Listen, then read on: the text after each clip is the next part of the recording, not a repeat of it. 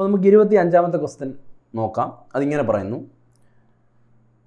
Mass of ethylene glycol antifreeze ആണ് which delays the process of freezing. നമ്മൾ solution ചാപ്റ്ററിൽ പഠിക്കുന്നുണ്ട്. To be added to 18.6 kilogram of water to protect the freezing point at -24 degree Celsius. അപ്പോൾ freezing point -24 degree സെൽഷ്യസിലേക്ക് കുറയ്ക്കാൻ അത്രയും 0 ആണെങ്കിൽ അത് 24 കുറയ്ക്കേണ്ടത്.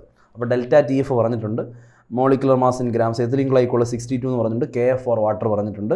നമ്മളോട് മാസ് ഓഫ് എത്തിലിൻ ഗ്ലൈക്കോളാണ് ചോദിച്ചിരിക്കുന്നത്. ഡയറക്റ്റ് ഇക്വേഷൻ നമുക്കറിയാം. എന്തെളുപ്പമാണ് ഈ question.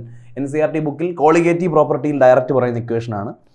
Delta TF is equal to, ഇവിടെ 1/2 ഫാക്ടർ പറഞ്ഞിട്ടില്ല, നമുക്കതിനെ 1 എന്നെടുക്കാം. എന്നാലും എഴുതുമ്പോൾ I 1/2 factor I into KF into molality small letter M ആണ്. നമുക്കറിയാം I ഇവിടെ 1 എന്നെടുക്കാം. KF ക്വസ്റ്റ്യനിൽ പറഞ്ഞിട്ടുണ്ട് 1.86. മൊളാലിറ്റി എന്ന് പറഞ്ഞാൽ given mass, number of moles by mass of solvent in kilogram അല്ലേ.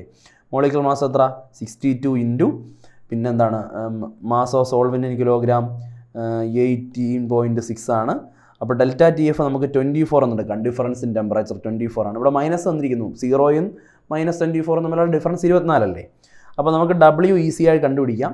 അപ്പോൾ W കിട്ടണമെങ്കിൽ മറ്റേത് ക്രോസ് മൾട്ടിപ്ലൈ. അപ്പോൾ 24 ഇൻറ്റു 62 ഇൻറ്റു 18.6 ഡിവൈഡഡ് ബൈ 1.86 വരുന്നു.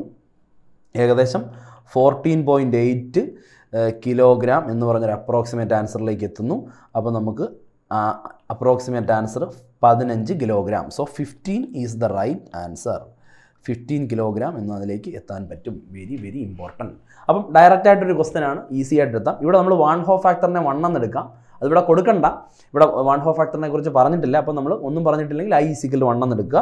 ഈസി ആയിട്ട് ആൻസറിലേക്ക് എത്താം. അപ്പോൾ 15 കിലോഗ്രാമാണ് എത്തിലിൻ ഗ്ലൈക്കോൾ വേണ്ടത് വാട്ടറിൻ്റെ ഫ്രീസിംഗ് പോയിൻറ്റ് -24 കുറയ്ക്കാൻ വേണ്ടി. അതാണ് ഈ ക്വസ്റ്റ്യൻ്റെ അർത്ഥം. ഓക്കെ.